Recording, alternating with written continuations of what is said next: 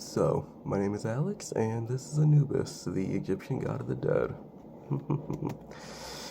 Alright, so short intro. Anubis is the Egyptian god of the afterlife. He is also considered to be the god of mummification and the protector of the graves. His name actually stems from ancient Greek, little known fact, with his original name being Inpu Decay, one of his original names at least. He primarily spent his days he primarily spent his days in the temples with the tombs and Duat, the underworld of Egyptian mythology, helping souls reach the afterlife and weighing their hearts to determine if they deserve a good afterlife. He had many relatives and one lover specifically. While there are many variations of the tales, the most well-known parents of Anubis are Osiris and Nephesis, the god of the afterlife and god of the morning goddess of the morning respectively. Alongside them, he has siblings including Wepwet and Horus. After excuse me. After marrying his wife Anput, they went to have a daughter they call Gibbet, the goddess of purification and freshness. She's also like a serpent. To little known detail. Get this, Nephthys wasn't actually married to Osiris. She just seduced him and had an affair with her real husband Set, or against her real husband Set, I should say, who is actually Osiris's brother. She then proceeds to abandon baby Anubis out of fear of her husband finding out. Pretty scummy. However, that's when Osiris's wife Isis, low cortisol, finds the baby and decides to take care of it for herself. She's super chill. And Set was less than pleased with Osiris sleeping with his wife, leading to him killing Osiris cold-blooded. Crazy. Justified though. Anyways, some symbolism. The jackal form of Anubis represents protection.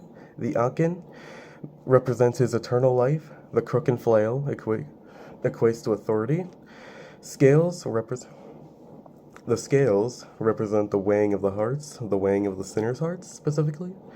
And Anubis's black skin actually has a deeper meaning to it, equating to the death and rebirth of the sinners. He has a few known myths, one of them being when Seth killed Osiris and chopped up his body, Anubis assisted in resurrecting Osiris through mummification, which is why he's the god of mummification. Anubis embalmed the body, allowing Osiris to live on in the afterlife. Osiris then descended into the underworld and became king of the dead, taking Anubis' place. Another cool myth I saw was pretty cool. Repetitive, I know. When Seth tried stealing Osiris' body in the tombs, he transformed himself into a large cat. Wait for it. But then he was defeated by Anubis, who branded him with hot irons, explaining how leopards got. This actually explains how leopards, as we know, got their spots today. And then finally, after many failed attempts on Set's end on trying to steal the body, Anubis kills him and then wore his flayed skin.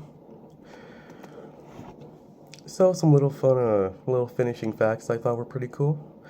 Anubis is neither strictly or bad according to the mythology. However, he definitely leans more into the good end rather than strictly bad.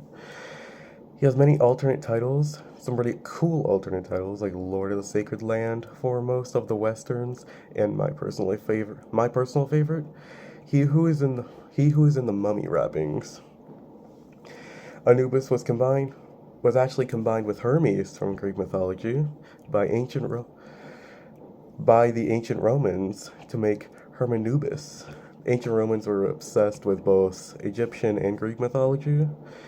So they either created their own versions of them or meshed them together to create their own little hybrids. The Anubis, there's something called the Anubis fetish, which involves a stuffed animal's skin being removed and decapitated and then ultimately tied to a pole. Don't ask. And then for all my power scalers out there, he actually scales. He actually has some pretty good universal to low multiversal arguments, putting him above things like above verses like My Hero Academia and all of Glitch, including Murder Drones and the Amazing Digital Circus. So that's pretty much it.